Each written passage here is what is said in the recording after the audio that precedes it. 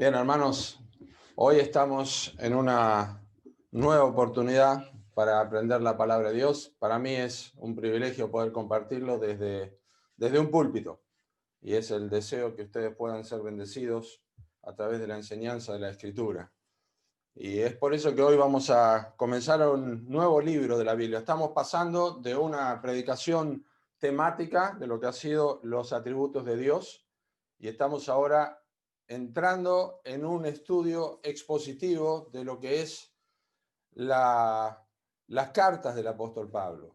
Este es un género literario muy particular porque requiere mucha atención, requiere que nosotros examinemos los textos, veamos su contexto, diferente a la narrativa, pero las epístolas, las cartas son muy particulares. Yo les pido que ustedes abran sus Biblias en Primera de Timoteo capítulo 1.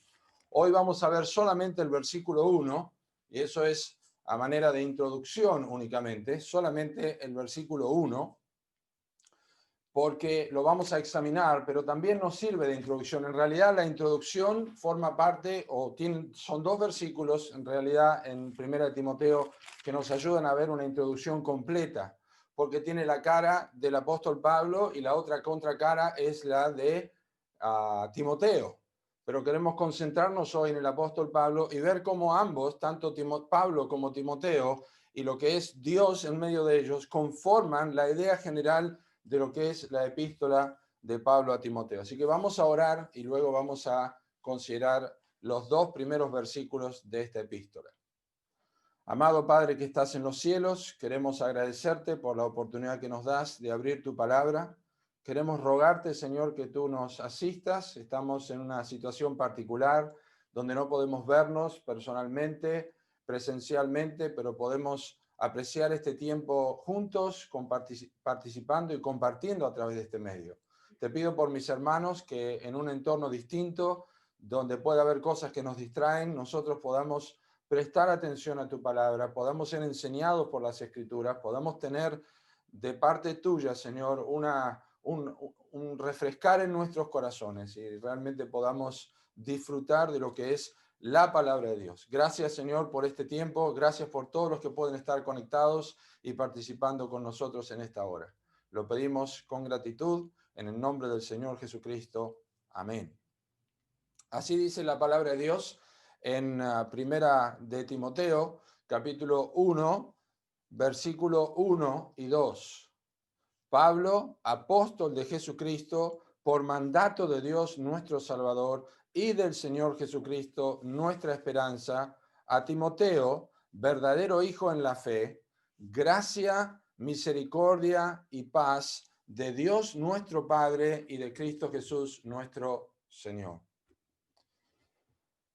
Hace unos años, bastante tiempo atrás, recuerdo cuando vino un pastor, nosotros vivíamos en Uruguay, y vino un pastor a nuestra casa, era un misionero, venía de Chile, y de repente mencionó una palabra, me dice, cualquier cosa me lo mandás a mi correo electrónico.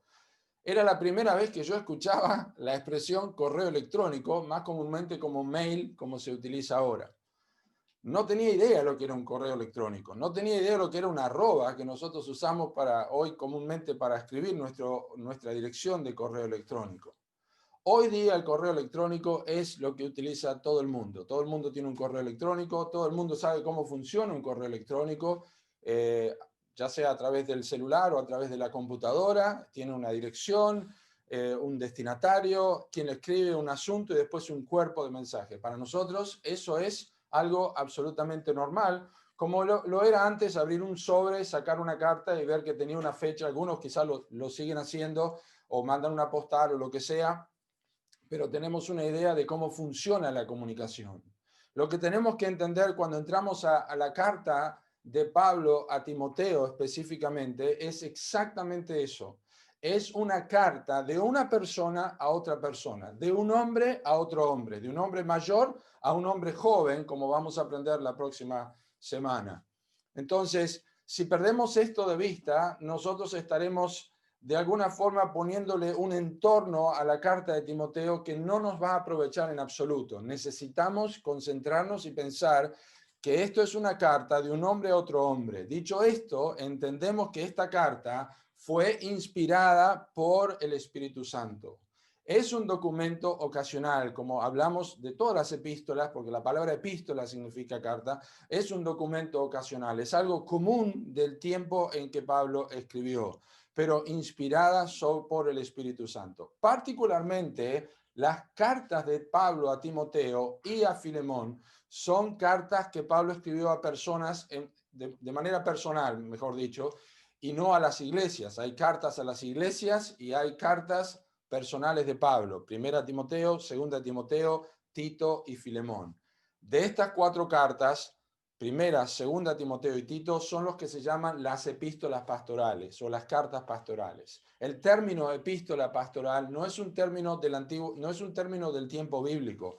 El término epístola pastoral comenzó recién en el siglo XVIII a través de un descubrimiento que se hizo de ciertos manuscritos del Nuevo Testamento o de parte de estas cartas, y juntamente con otras partes del Nuevo Testamento. Y allí se acuñó el nombre epístolas pastorales y son utilizadas de esta forma hasta el día de hoy. De estas cartas, Primera Timoteo es una muy importante que vamos a considerar en un momento. Ha habido bastante controversia vamos a decir, por allí en el siglo XVIII y aún en el siglo XIX sobre la autoría de las cartas. Y para nosotros quizá fue una sorpresa estudiarlo para mí, pero quizá para ustedes también. Pero es una sorpresa pensar que alguno haya dudado de la autoría del apóstol Pablo de estas epístolas. Pero eso es realmente lo que ocurría. Hay algunas razones internas que no vamos a discutir ahora. Simplemente mencionarles que algunas de las cosas que Pablo menciona en esta carta, como por ejemplo el reto que Pablo le da a aquellos hombres que hablaban palabrerías y que hablaban de genealogías, algunos creen que estas cosas ocurrieron mucho tiempo después, en el siglo II, y no cuando Pablo estaba vivo.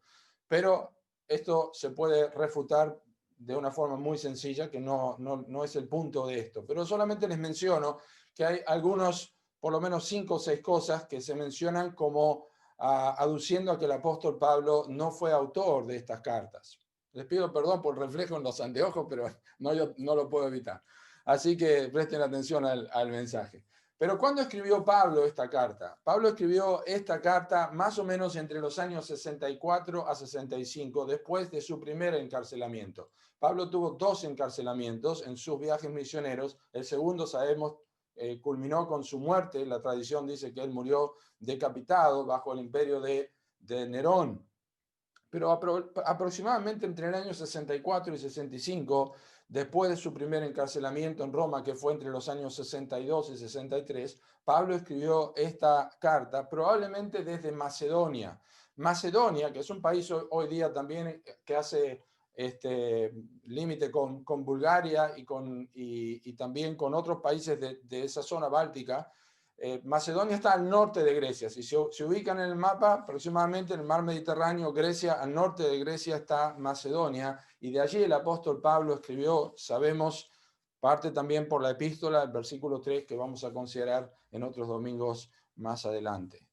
En un momento vamos a comenzar a ver detalles de esta carta, vamos a comenzar a ver quién era Pablo, vamos a ver qué es el apóstol y cómo él se presenta ante Timoteo y por qué es tan particular esto. Pero quiero hablar un poco del entorno de la carta, el entorno directo de esta carta. Timoteo se quedó en Éfeso para dejado por Pablo para detener algunos falsos maestros que estaban en el proceso de deshacer la iglesia. Voy a mencionar esto en otras oportunidades, pero Timoteo era un hombre joven y Pablo lo dejó allí, como dice el versículo 3, como te rogué que te quedases en Éfeso cuando fui a Macedonia. Pero había maestros que estaban en proceso de deshacer la iglesia como una alternativa viable. En Éfeso, recordamos por Hechos capítulo 20, Pablo estuvo 3 años. El resumen de este ministerio, ustedes lo pueden leer en Hechos capítulo 20. Incluso advirtió allí en Hechos 20, el apóstol Pablo advirtió que luego de su partida iban a entrar lobos rapaces y que iban a surgir de entre ellos mismos, es decir, desde los mismos hombres a quienes Pablo estaba exhortando, que eran los ancianos de Éfeso, allí en Mileto. Pablo dijo que iban a surgir estos falsos maestros. Surgieron estos falsos maestros. Como Pablo lo dijo, observen capítulo 1, versículo 7 de Primera de Timoteo. Dice, versículo 6, de las cuales cosas desviándose algunos, se apartaron a vana palabrería, queriendo ser doctores de la ley, sin entender ni lo que hablan ni lo que afirman. Esta expresión, doctores de la ley, habla de que no eran personas cualquiera en la iglesia, sino que eran personas que estaban acostumbradas a enseñar en la iglesia. Versículo 19 también ya tiene nombre aquí, en 1 Timoteo 1:19, Pablo dice, 19 y 20, manteniendo la fe y buena conciencia, desechando la cual naufragaron en cuanto a la fe algunos, de los cuales son Himeneo y Alejandro, a quienes entregué a Satanás para que aprendan a no blasfemar. Estos hombres estaban comenzando a introducir herejías destructoras, lobos rapaces, a través de mezclar el judaísmo con el gnosticismo, que eran las personas que creían que tenían un conocimiento superior incluso al de los apóstoles, en una relación directa con la deidad, con Dios. Ellos comenzaron a mezclar el judaísmo con esta filosofía, comenzaron a mezclar también el ascetismo.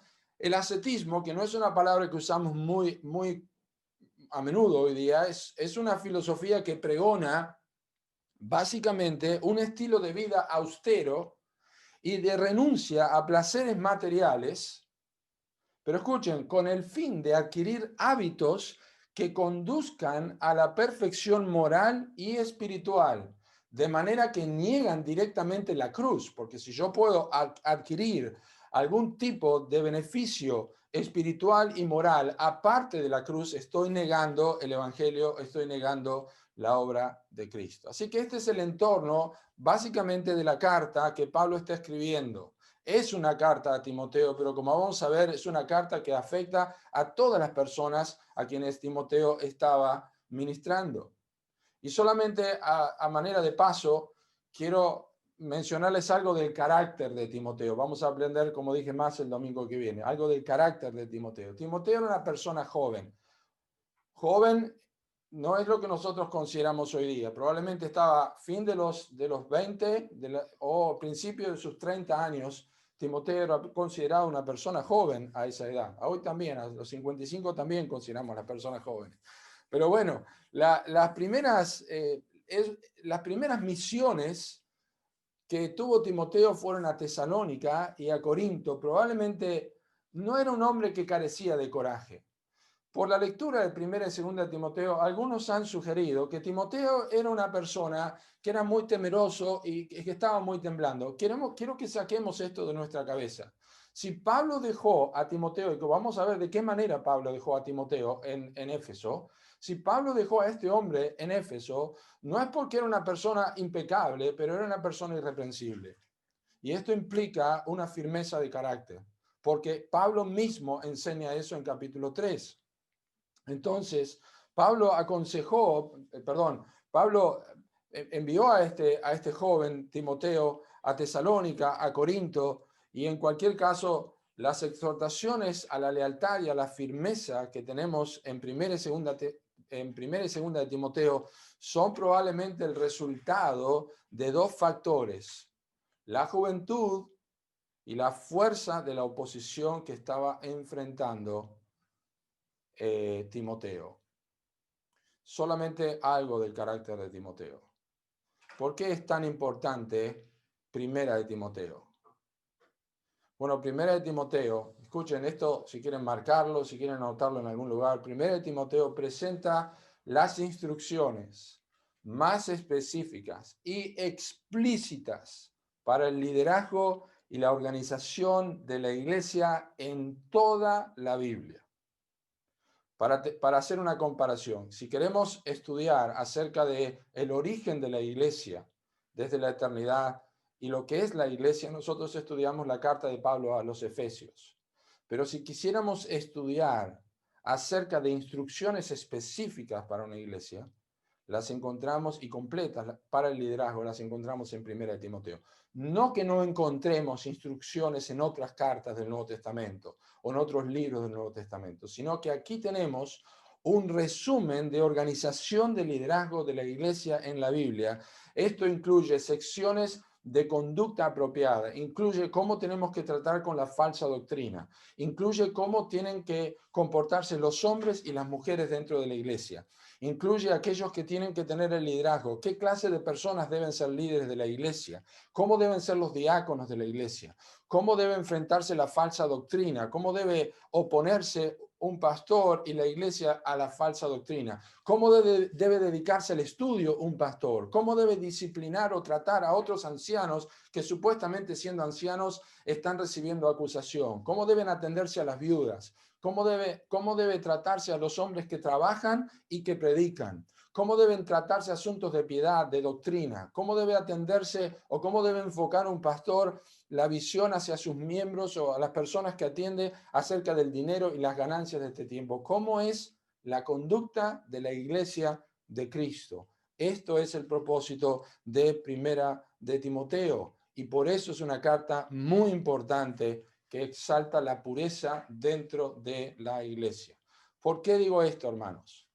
La Biblia es nuestra autoridad final. La palabra de Dios es nuestra autoridad final para toda creencia y práctica. No importa la persona que sea, si no se atiene a lo que enseña Primera de Timoteo sobre estas características, no está haciendo lo que Dios quiere. Y por otro lado, cuando nosotros nos aferramos a lo que enseña Primera de Timoteo sobre estas características, seremos una iglesia sana, una iglesia segura, una iglesia firme, una iglesia establecida, no una iglesia impecable, pero una iglesia en crecimiento. La gran idea de Primera de Timoteo es esta. La juventud de Timoteo le sirvió para tener la energía y el vigor que necesitaba para servir a su gente. Sin embargo, también causó dificultades a algunos cristianos mayores que tal vez no se hayan adaptado rápidamente al liderazgo de un hombre tan joven debido a su falta de conocimiento y experiencia en el liderazgo. Esto pasa siempre. Pero aquí tenemos un ejemplo bíblico. ¿Cómo trata una iglesia a un líder joven? ¿Cómo trata un líder joven a una iglesia que tiene que enseñar? Para Pablo era importante que Timoteo diera ejemplo de una fe consistente, que tuviera una buena conciencia, que permaneciera por encima de todo reproche y ejerciendo los dones espirituales que Dios le había dado a Timoteo, como está, por ejemplo, en capítulo 4, versículo 12. Escuchen, porque Pablo le pega fuerte a Timoteo en esta carta. Dice, ninguno tenga en poco tu juventud, sino sé ejemplo de los creyentes en palabra, conducta, amor, espíritu, fe y pureza. Entre tanto que voy, ocúpate en la lectura, la exhortación y la enseñanza. No descuides el don que hay en ti, que te fue dado mediante profecía, con la imposición de las manos del presbiterio. Ocúpate de estas cosas, permanece en ellas, para que tu aprovechamiento sea manifiesto a todos. Ten cuidado de ti mismo y de la doctrina. Persiste en ello, pues haciendo esto te salvarás a ti mismo y a los que te oyeren. Cuando uno lee estas causas puede darse cuenta el énfasis que hay en Timoteo. La palabra piedad se repite 9 veces en la carta a Timoteo. La palabra doctrina 3 veces, la palabra sana 3 veces, la palabra conciencia 4 veces, predicar está 4 veces mencionado y mandar está 6 veces mencionado. Las dos palabras más mencionadas en Timoteo son piedad y mandamiento. Piedad y mandamiento. Pablo sabía que la tarea no sería fácil para este joven Timoteo. Por lo tanto, en 2 ocasiones, en capítulo 1, versículo 18 y en 6:12 les dice esta frase, pelea la batalla. Pelea la batalla.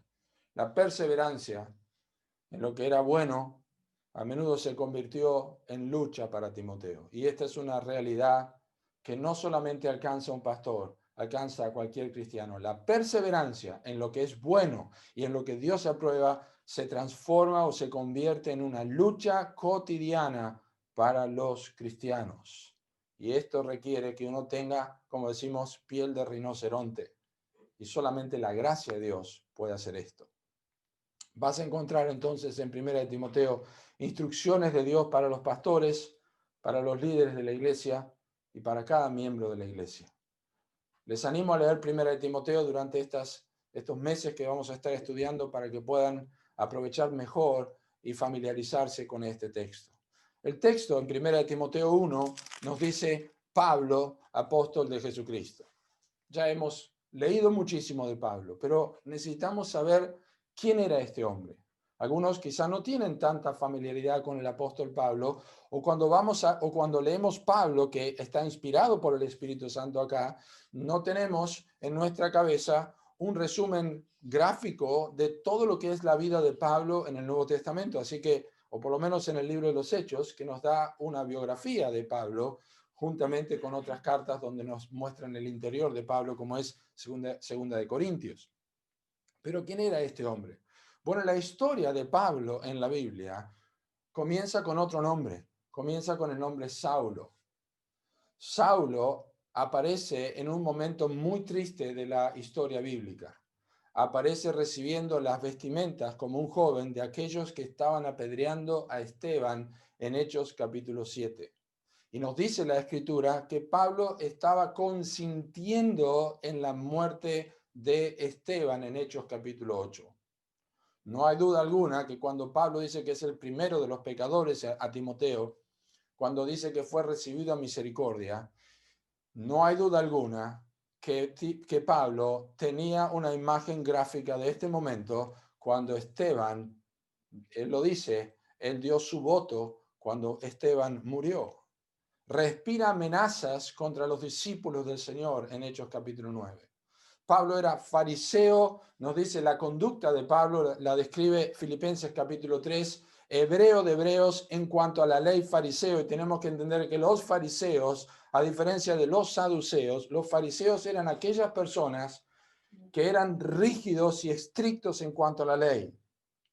Esta es la razón por la que Cristo tuvo mayor enfrentamiento con los fariseos que con los saduceos, porque ellos teniendo la escritura, defendiendo la palabra de Dios, no podían ver a Cristo. Bueno, Pablo era de esta secta de los fariseos, era celoso en cuanto a la ley y era celoso en cuanto a ser perseguidor de la iglesia.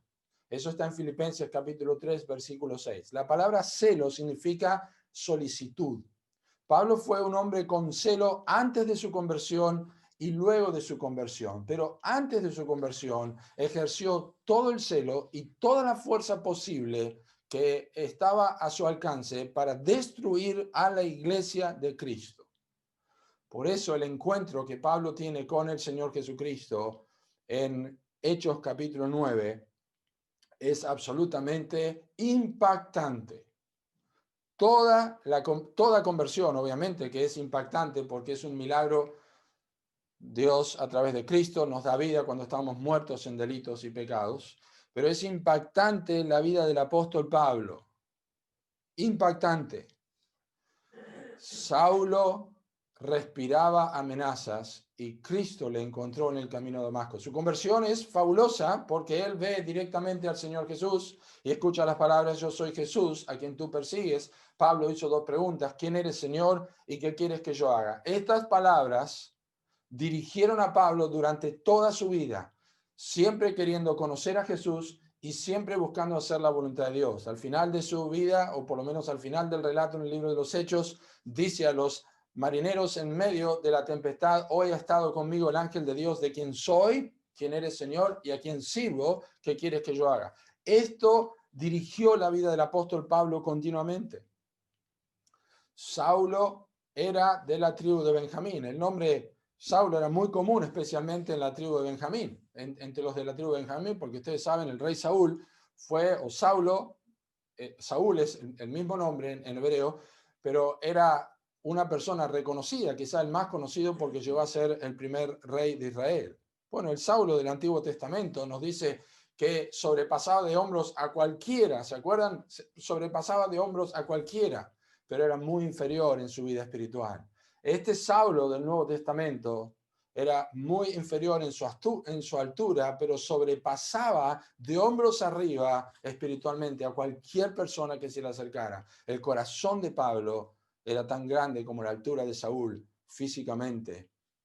El nombre de Pablo, si ustedes quieren notar, recién aparece, Pablo recién aparece en Hechos capítulo 14, capítulo 13. En Hechos capítulo 13 y el versículo 9 es muy interesante porque recién es comisionado. No sabemos nada de Saulo entre capítulo 10, 11 y 12. El Espíritu Santo se ocupa de Pedro y recién a partir del capítulo 13 se nos dice que había misioneros en la iglesia o había hombres en la iglesia, pastores, profetas, maestros. Y aquí tenemos entre ellos a Saulo. Versículo 3, versículo 2, ministrando estos al Señor y ayunando, dijo el Espíritu Santo, apartadme a Bernabé y a Saulo para la obra a lo que los he llamado. Saulo ya había tenido un llamado de Dios, Dios le había confirmado a Ananías en Hechos capítulo 9, que era un instrumento escogido para llevar su nombre a los gentiles. Bueno, lo que pasa en Hechos 13 es que la iglesia de Antioquía, por obra y por dirección del Espíritu Santo, comienza a enviar misioneros, y los dos primeros misioneros que envía son Saulo y Bernabé. Y en capítulo 14, Saulo cambia su nombre, o el Espíritu Santo cambia su nombre allí en la Escritura, en 13, capítulo 13, versículo 9, cuando Pablo comienza su ministerio a los gentiles. Observen versículo 9. Entonces Saulo, de Hechos 13, entonces Saulo, que es también Pablo, lleno del Espíritu Santo, fijando en él los ojos, dijo, oh, lleno de todo engaño y toda maldad, hijo del diablo, enemigo de toda justicia, ¿no cesarás de trastornar los caminos rectos del Señor? Es interesante no solamente que su nombre es cambiado porque Saulo o Pablo comienza su ministerio a los gentiles. Saulo era el nombre hebreo, Pablo era el nombre griego. No solamente es interesante esto, sino que hay un contraste interesante allí en el inicio del nombre de Pablo como pastor o como misionero. Dice que él estaba lleno del Espíritu Santo y enfrenta a un hombre que estaba lleno de todo engaño. Y la palabra llenura, como sabemos, es una palabra que básicamente significa estar controlado.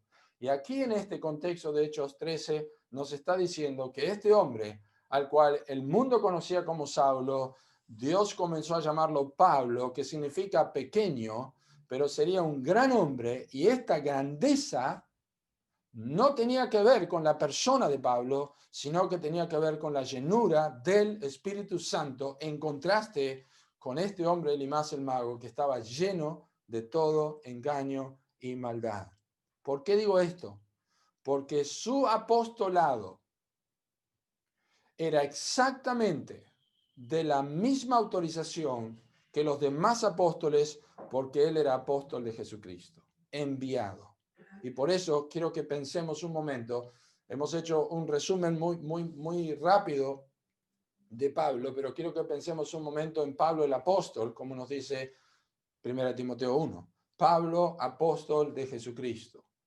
La palabra apóstol es una palabra doble o una palabra conjunta de dos palabras, apo de stelo, enviar delante.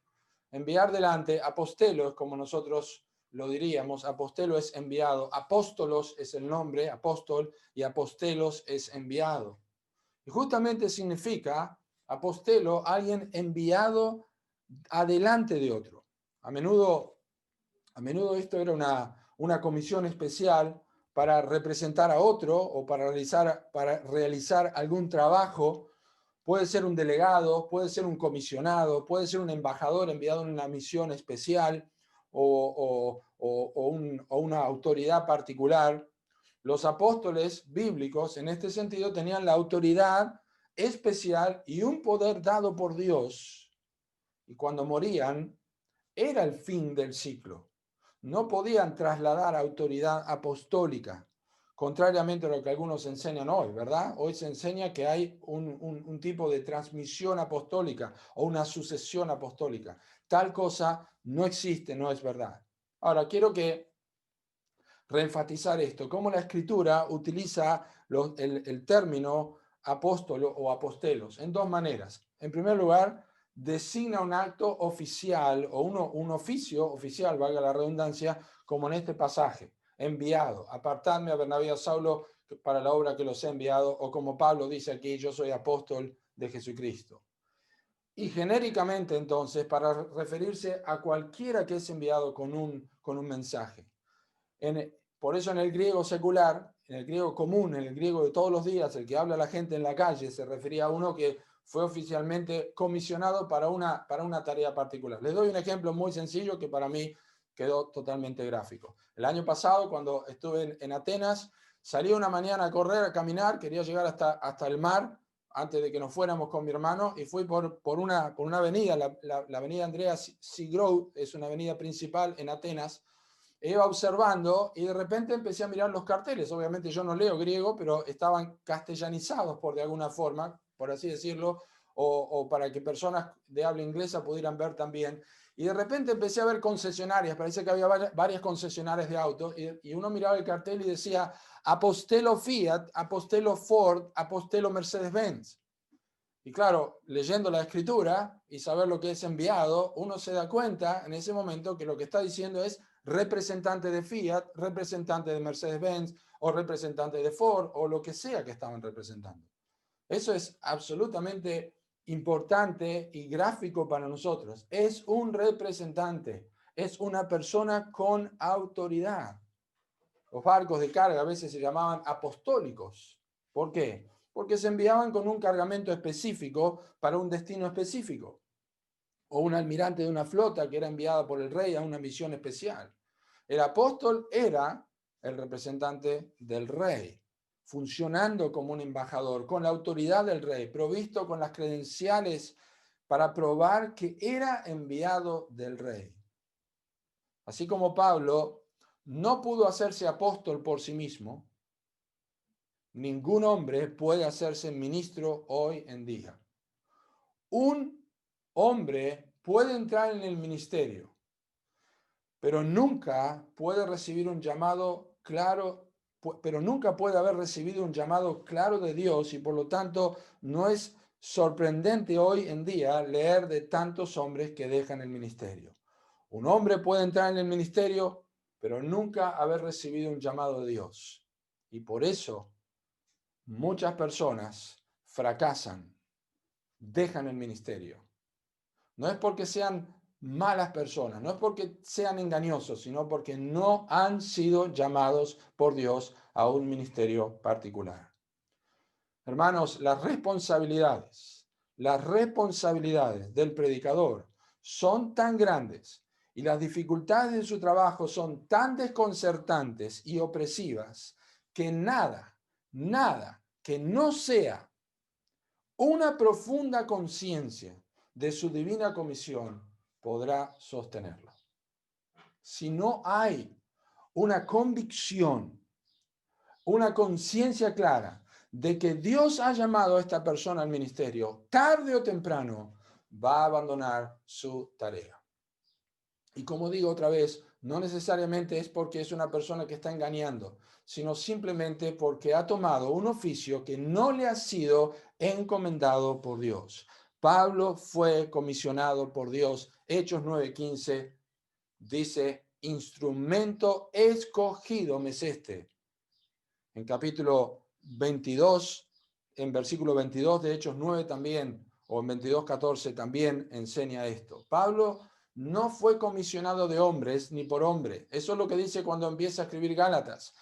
Pablo, apóstol, no de hombres ni por hombres. Eso me hace acordar a Juan capítulo 1, versículos 12 y 13. Versículo 13, los cuales no son engendrados de sangre, ni de voluntad de carne, ni de voluntad de varón, sino de Dios. Los apóstoles son engendrados, por así decirlo, directamente por Dios. No son personas que se pueden autonombrar. No son personas que deciden serlo, no son personas que son llamados por otros hombres.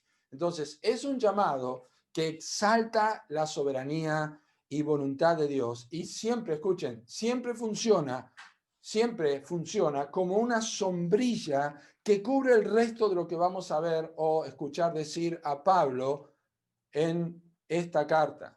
Su conversión es una demostración de que Dios utiliza instrumentos particulares y específicos que tienen una trayectoria de vida que involucra un cambio que magnifica al Dios que lo hace y embellece la tarea a la que encomienda a su instrumento. Como en el caso de Pablo, como él mismo lo dice, el primero de los pecadores. Quiero repetir esto. La conversión de Saulo o de Pablo es una demostración de que Dios utiliza instrumentos particulares y específicos que tienen una trayectoria que involucra un cambio, en primer lugar, que magnifica a Dios, que lo hace y embellece la tarea que le fue encomendada a este instrumento. Nunca es el instrumento en sí, sino el que utiliza el instrumento. Por eso es importante que veamos que Dios llama al apóstol Pablo, que Dios escoge al apóstol Pablo, porque era este hombre que era un perseguidor de la iglesia, era este hombre que era un blasfemo, era este hombre que mataba a los creyentes. Dios lo llama y él le manda a ser un apóstol. Él le manda comisionado a predicar el mensaje que le ha dado con el mismo celo, lleno del Espíritu Santo, para la gloria de Dios. Las responsabilidades de los apóstoles eran básicamente tres. Ellos tenían que poner los cimientos de la iglesia.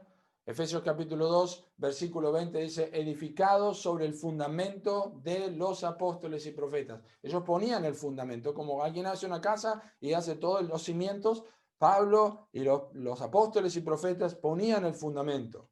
En segundo lugar, y esta es la razón por la que podían poner el fundamento, ellos recibían y declaraban revelación dada por el Espíritu Santo. De hecho, Jesús le dijo a los discípulos, que eran los apóstoles del Señor, en Juan capítulo 16, que el Espíritu Santo les iba a recordar todo lo que Él les había dicho. Pablo dice en 1 Corintios capítulo 2 que ellos acomodaban lo espiritual a lo espiritual.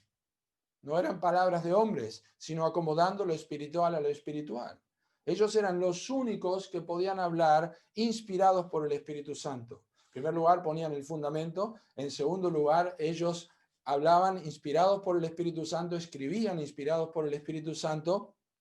Y en tercer lugar, confirmaban estas dos cosas a través de señales. Lo que la Biblia llama como señales de apóstoles en 2 Corintios capítulo 12, versículo 12. Y como lo vemos en el libro de Hechos capítulo 8, que los apóstoles hacían milagros, prodigios y señales. Y Hebreos capítulo 2 nos dice que la palabra de Cristo fue confirmada por los apóstoles a través de señales y prodigios. Los apóstoles confirmaban sus credenciales o su identidad a través de los milagros. Ponían el fundamento, escribían y hablaban inspirados por Dios, por el Espíritu Santo, y también ellos hacían señales y prodigios. Entonces, es importante esto. ¿Por qué menciono esto? Porque Pablo dice, yo soy apóstol de Jesucristo. ¿Por qué de Jesucristo? Porque los apóstoles de Jesucristo eran comisionados directamente por Jesucristo. Eso pasó con los 12, menos Judas, que luego murió, pero pasó con los demás, con estos 11, y también con el apóstol Pablo, camino a Damasco, cuando Cristo se le apareció y lo comisionó a él directamente. Y digo esto porque el Nuevo Testamento también utiliza el término apóstol para referirse en un sentido más general a otros hombres de la iglesia primitiva. En Hechos capítulo 14, si lo tienen cerca, el versículo 14 dice, cuando lo oyeron los apóstoles Bernabé y Pablo, rasgaron sus ropas y se lanzaron entre la multitud y dando voces. Bueno, eran apóstoles ¿en qué sentido? En que eran enviados, eran representantes, en este caso ¿de quién? De la iglesia de Antioquía, que los había apartado y los había enviado a través del Espíritu Santo para la obra que se les había encomendado. Silas y Timoteo también son llamados, aunque en nuestras Biblias, como en 2 Corintios 8:23 o en Filipenses 2:25 para referirse a Epafras, nosotros tenemos en el castellano la expresión mensajero, pero si ustedes pueden ver un interlineal o pueden tener acceso por internet al griego, van a ver que dice apostelo, porque eran mensajeros, eran enviados. Entonces, no tenemos que confundir esto. Incluso la Biblia habla de falsos apóstoles en 2 Corintios 11:13, que falsificaron, obviamente, las credenciales de apostolado y no tenían nada que ver con esto. Bueno, muy, muy importante esto para entenderlo. Pablo tenía esta autoridad, tenía la autoridad de Cristo. Y esto es lo que, por ejemplo, hace cuando le escribe a los Gálatas. Por eso escribe tan indignado a los Gálatas y defiende su apostolado. Todos pueden llamarse siervos de Jesucristo, ¿verdad? Pablo, apóstol de Jesucristo. En otras oportunidades Pablo dice, Pablo, siervo de Jesucristo. Pero no todos pueden llamarse apóstoles. Nadie hoy día puede llamarse apóstol de Cristo, sino solamente los que fueron llamados por Cristo personalmente, no por una iglesia, ni por ningún hombre, ni por jerarquía que tenga, no importa. Por eso es importante el relato de Hechos 9, cuando Pablo dice que Cristo le apareció, y también el relato de Hechos 15, cuando Pablo dice que al último de todos, Jesucristo le apareció a él, como a un abortivo se le apareció, confirmando esta verdad. Cuando le escribe a los Romanos, en capítulo 1, Pablo dice, por quien recibimos la gracia y el apostolado para la obediencia a la fe en todas las naciones, por amor de su nombre. Entonces Pablo tenía, este hombre que escribe a Timoteo, era Pablo, pero era el apóstol, él tenía autoridad divina, tenía una aprobación directa y visible de Dios, pero también una aprobación de parte de los otros apóstoles. Le dieron a Pablo, dice en Gálatas capítulo 2, la diestra en señal de compañerismo. No puede haber apóstoles hoy día. No puede haber ministerios apostólicos, a menos que sea, pero tampoco lo mencionamos allí en el sentido de que una persona es enviada, pero nosotros no decimos apóstoles, nosotros decimos un enviado de la iglesia o un misionero de la iglesia. No existen los apóstoles, terminaron con el apóstol Pablo. Bien, quiero que observen algo más. Dice la Biblia que Pablo es apóstol de Jesucristo y aquí tenemos una expresión que es única en las epístolas pastorales, por mandato de Dios. Pablo, apóstol de Jesucristo, por mandato de Dios nuestro Salvador.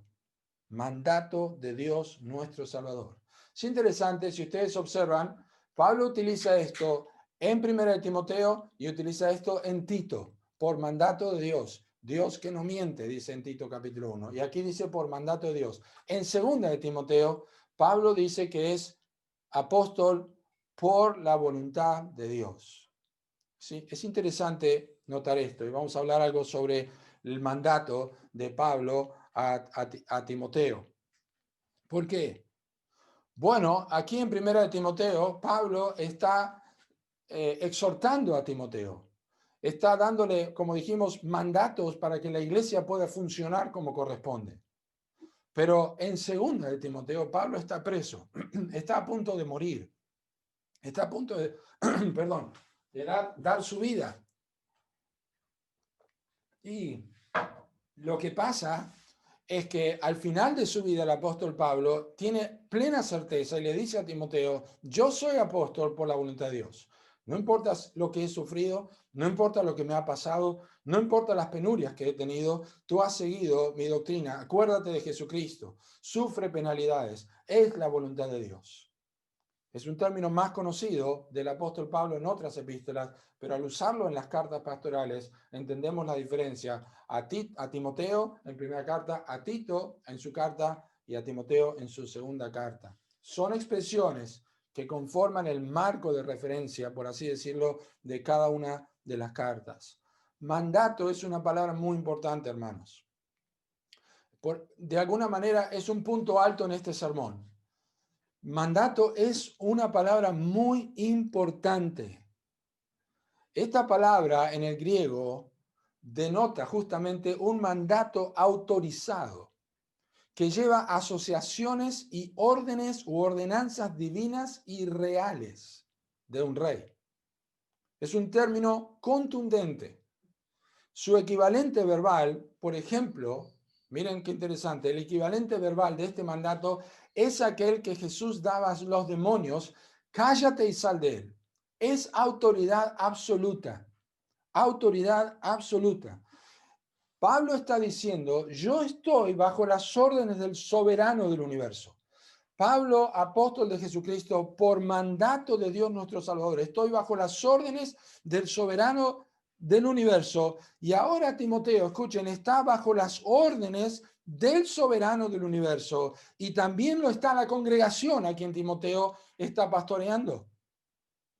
Está llevando a cabo un ministerio con ordenanzas que han sido dadas por un apóstol que ha recibido esto por mandato de Dios. y él está mandando de parte de Dios. Es la autoridad absoluta, es la autoridad delegada. No es una autoridad menor, es la autoridad de Jesucristo. Y estas implicaciones, hermanos, nos alcanzan a nosotros hoy día. He pensado mucho en este texto. Si Pablo escribía solamente pensando en Timoteo, no tenía que darle ninguna credencial. No tendría que decirle Pablo, apóstol de Jesucristo, mandado por mandato de Dios, porque Timoteo había estado, como vamos a ver la próxima semana, Timoteo había estado al lado de Pablo, sabía quién era Pablo, sabía lo que era un apóstol y sabía qué clase de hombre era Pablo, llamado por Dios. Por lo tanto, cuando Pablo escribe esto, no está teniendo solamente a Timoteo en mente, está teniendo a la iglesia en mente. Tan evidentemente era su autoridad que la iglesia tenía que escuchar esto cuando Timoteo se ocupaba de la lectura. ¿Por qué nos alcanzan a nosotros hoy día? Porque cada pastor que lee Primera de Timoteo sabe que esta carta originalmente fue escrita a Timoteo, pero sabe que la iglesia de Cristo es la misma ayer, hoy y siempre. Y que cualquier pastor que es llamado por Dios a ministrar y lee Primera de Timoteo, sabe que lo que está aquí es para ser obedecido porque es mandato de Dios directamente. Y por otro lado, la iglesia que está recibiendo la enseñanza bíblica a través de un pastor que procura conducirse como la Biblia lo enseña, esta iglesia que está recibiendo esta enseñanza o este ejemplo o estas indicaciones que están basadas en la Escritura, debe hacer lo mismo que hicieron los hombres fieles que había seguramente en la iglesia de Timoteo en Éfeso, obedientes porque se estaba enseñando algo que viene directamente de Dios a través de su palabra. Ya no está el apóstol Pablo, tenemos las escrituras inspiradas por el Espíritu Santo. Así que esta es la importancia del mandato. No lo podemos, gente que lo pasa por alto, pero no es así. Esta palabra en 1 Timoteo es importante porque es el eje en lo que se mueve la carta. Pablo está diciendo, no es optativo. En capítulo 3, versículo 15, dice el apóstol Pablo, yo te he escrito estas cosas para que sepas cómo debes conducirte en la casa de Dios. No te estoy dando opciones, Timoteo. Así es como debes conducirte. Y eso lo hace a través de un mandato. Este mandamiento, Timoteo, te encargo. Es un mandato. Es una orden directa. Observen ahora que este mandato obviamente viene de Dios, es de Jesucristo también, pero dice que es Dios nuestro Salvador.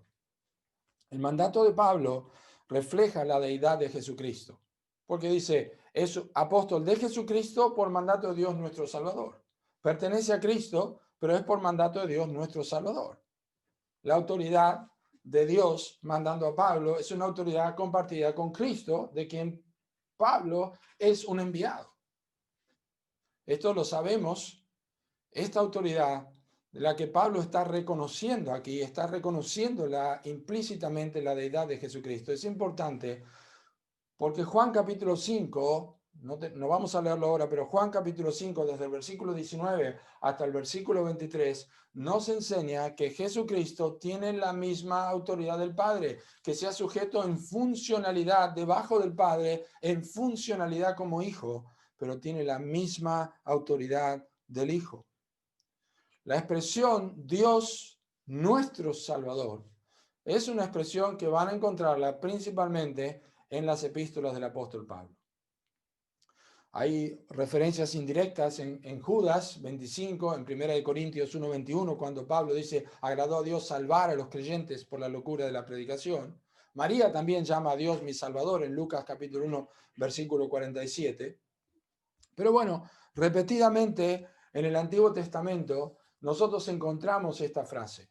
No la encontramos tan a menudo en el Nuevo Testamento, salvo en las epístolas pastorales, pero ¿quién no recuerda el Antiguo Testamento cada vez que lee estas expresiones de Dios el Salvador? Por ejemplo, en el Salmo 106 y en el versículo 21. Salmo 106, versículo 21. Así dice la Escritura. Olvidaron al Dios de su salvación, que había hecho grandezas en Egipto. Dios de su salvación. Observen ahora en el libro de Isaías, vamos a mirar 2 o 3 versículos en el libro de Isaías. Isaías capítulo 12. Isaías capítulo 12, es un precioso texto este, seguramente les ha animado muchas veces. Isaías capítulo 12, versículo 2. He aquí Dios es mi salvación. Perdón, he aquí Dios es salvación mía. Me aseguraré y no temeré, porque mi fortaleza y mi canción es Jehová, quien ha sido salvación para mí. Y más aún, en Isaías capítulo 43 y el versículo 3, Isaías 43, 3, porque yo Jehová, Dios tuyo, el Santo de Israel, soy tu Salvador. Versículo 11. Yo Jehová, y fuera de mí no hay quien salve. Capítulo 45, versículo 15. Verdaderamente tú eres Dios que te encubres, Dios de Israel que salvas. Y el versículo 22, el versículo que Dios usó para la conversión de Spurgeon. Mirad a mí y sed salvos todos los términos de la tierra, porque yo soy Dios y no hay más. Nosotros tenemos la costumbre o estamos más familiarizados, ¿verdad?, para hablar de Cristo mi Salvador. Y es verdad, obviamente. Pero la Escritura dice que Dios es nuestro Salvador. Y en realidad Dios es nuestro Salvador, Cristo es nuestro Salvador, el Espíritu Santo es nuestro Salvador, porque la Trinidad completa está asociada e involucrada en la salvación. Dios ideando un plan, Cristo llevándolo a cabo y el Espíritu Santo aplicándolo a nuestros corazones. Por lo tanto, Pablo está refiriéndose a un mandato que viene de un Dios que se ha involucrado en la salvación de los hombres. Por eso no dice Pablo, por mandato de Dios, mi Salvador.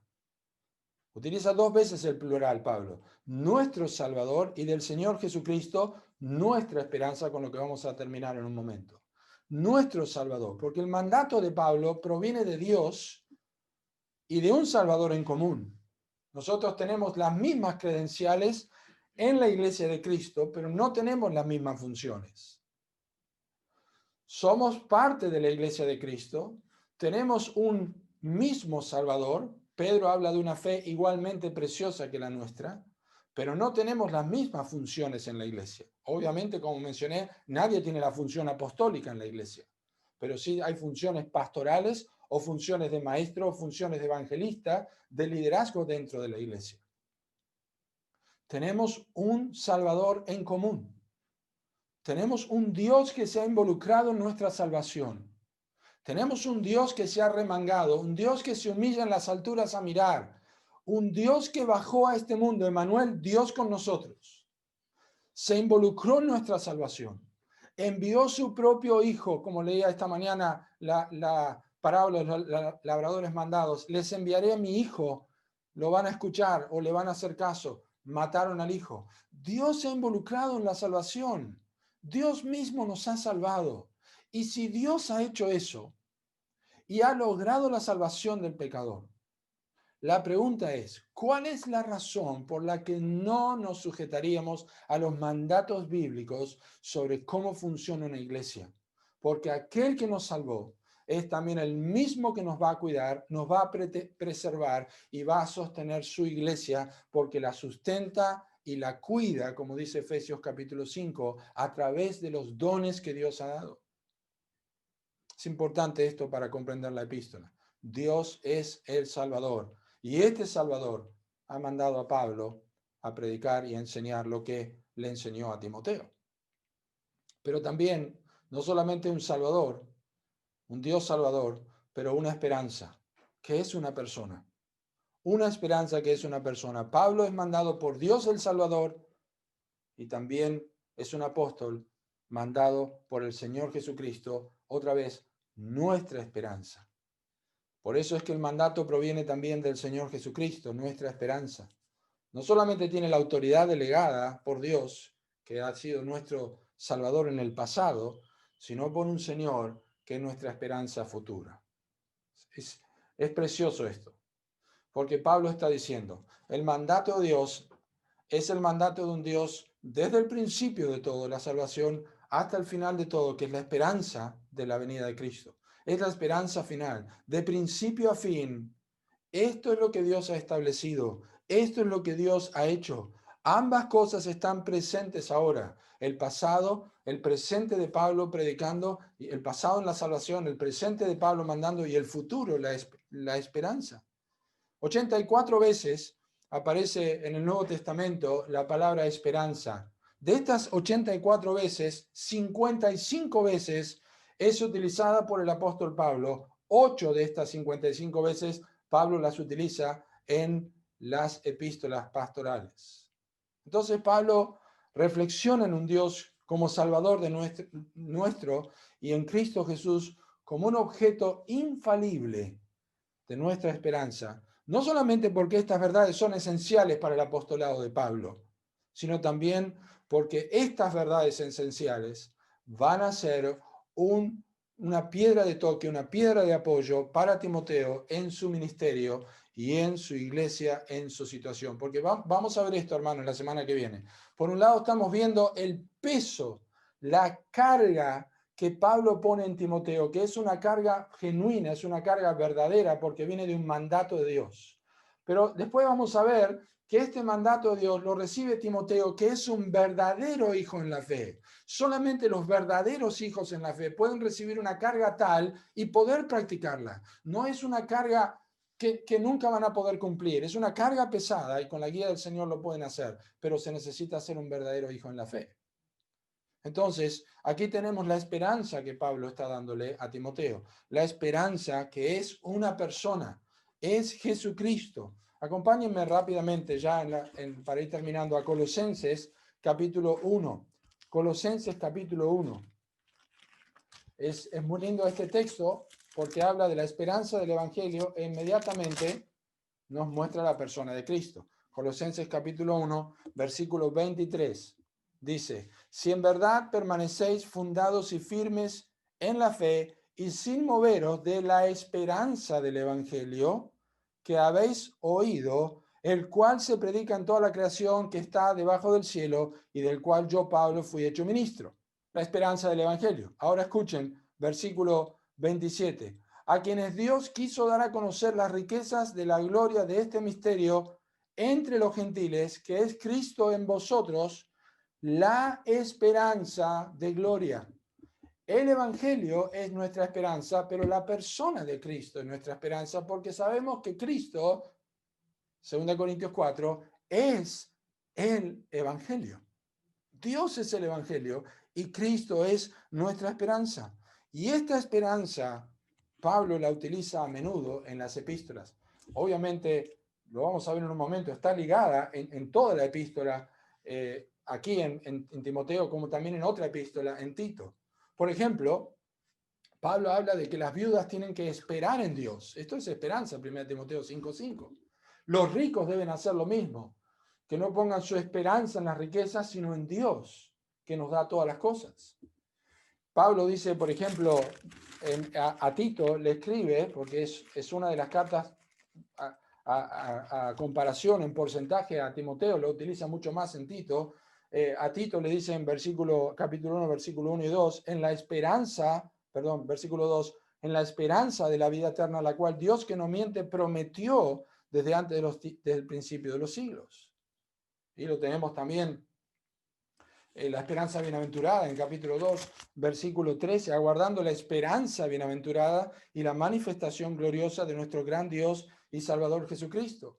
En capítulo 3, versículo 5, nos salvó no por obras de justicia que nosotros hubiéramos hecho, sino por su misericordia por el lavamiento de la regeneración y por la renovación en el Espíritu Santo, el cual derramó en nosotros abundantemente por Jesucristo nuestro Salvador, para que justificados por su gracia viniésemos a ser herederos conforme a la esperanza de la vida eterna. Eso es lo que dice el texto. Pedro habla también de la esperanza bienaventurada en 1 de Pedro 1:3. Y por eso la esperanza afecta la conducta de los creyentes. De manera indirecta, Pablo está diciendo que la esperanza que es Jesucristo afecta la vida de Timoteo. ¿Cómo lo sabemos? Bueno, Pablo lo dice a los romanos en su famoso capítulo de Romanos capítulo 5, versículo 1 y 2, justificados pues por la fe, tenemos paz para con Dios por medio de nuestro Señor Jesucristo, por quien también tenemos entrada por la fe a esta gracia en la cual estamos firmes y nos gloriamos en la esperanza de la gloria de Dios. ¿Se acuerdan que en capítulo 3, versículo 23, Pablo dice que fuimos destituidos de la gloria de Dios? Ahora nos gloriamos en la esperanza de la gloria de Dios. En pocas palabras, la esperanza afecta la conducta del creyente. No solamente Pablo lo dice allí, no solamente Pablo quiere que Timoteo lo entienda, pero Juan lo dice en su primera carta. El que tiene esta esperanza acerca en Cristo, en él, se purifica a sí mismo, así como él es puro. Es la esperanza del Dios vivo, el cual es salvador de todos los hombres, le dice a Timoteo en capítulo 4, versículo 10. Es la esperanza que describe tanto a Jesús como a los creyentes. Pablo, apóstol de Jesucristo, por mandato de Dios nuestro Salvador y del Señor Jesucristo nuestra esperanza. Un solo texto que funciona como introducción, mitad de introducción de la carta a Timoteo, que vamos a continuar viendo el próximo domingo. Sería bueno que pensáramos en algunas cosas antes de terminar nuestra enseñanza, que examináramos y nos hiciéramos algunas preguntas y reflexionemos de repente sobre la lealtad que los apóstoles tenían hacia su Maestro, el Señor Jesucristo. No somos apóstoles ni vamos a ser apóstoles jamás, pero Pablo era un pecador, era un hombre transformado por el Evangelio, era un hombre que se describe en Romanos capítulo 7 como vendido al pecado. Sin embargo, él era leal a su Maestro, era leal a quien le mandó. Era lleno del Espíritu Santo y por eso Pablo podía mandar con la autoridad con que lo hacía y persistir hasta perder la cabeza. Y es bueno que nosotros reflexionemos sobre la lealtad que tenemos a Cristo si al leer las Escrituras leemos algo que viene directamente de Cristo a nosotros. No podemos dejar de decir lo que hemos visto y oído. Cristo envió en una misión a Pablo, lo comisionó, lo envió en una misión peligrosa y Pablo fue leal. ¿Qué tan leales somos nosotros al Señor Jesucristo cuando tenemos que identificarnos con Él, cuando tenemos que cuidar la iglesia, cuando tenemos que ver que la Escritura sea cumplida, cuando tenemos que preocuparnos para que la iglesia funcione como debe funcionar? Reflexionemos acerca de este mandato. Es delegado por Dios, directamente de Dios. Y también pensemos, ¿tenemos nosotros nuestra esperanza firmemente fijada en la persona de Cristo y la expectativa de que Él va a volver? Para la gente, la esperanza hoy es como algo que no va a ocurrir. Tengo la esperanza de esto. La gente usa la esperanza para jugar a la lotería, a la quiniela. Tengo la esperanza que salga el número tal. La gente no sabe lo que es la esperanza. La esperanza es la certeza de lo que se espera. Es la convicción de lo que no se ve. Es fe. Y nosotros debemos permitir que la Escritura permee nuestros corazones para que esta esperanza bienaventurada, feliz, hermanos, llega a nuestros corazones de tal manera que podamos gloriarnos en ella, porque es una persona, es el Señor Jesucristo. Por eso, ¿qué cosas tienden a desanimarnos o a distraernos en nuestra vida que quitan nuestros ojos de la esperanza bienaventurada que dice Pablo es nuestra esperanza, no mía? Es nuestra esperanza, te pertenece, querido hermano y hermana. El Salvador te pertenece, querido hermano y hermana. Lo que no te pertenece a ti ni me pertenece a mí es el apostolado. Pero sí te pertenece el Salvador. Ya pertenezco a Cristo. Él pertenece a mí. Y esta esperanza te pertenece y me pertenece. Que Dios bendiga su palabra y que podamos apreciar esta enseñanza y guardarla en nuestros corazones. Vamos a orar. Padre, te damos muchas gracias por darnos este tiempo precioso meditando las Escrituras. Y Padre, ha sido una situación particular hoy comenzar las reuniones de esta forma, pero pedimos que tú hayas bendecido la Escritura, realmente en nuestras vidas, la guardes en nuestros corazones y la podamos practicar, porque lo pedimos en el nombre del Señor Jesucristo. Amén. Que Dios les bendiga mucho, hermanos.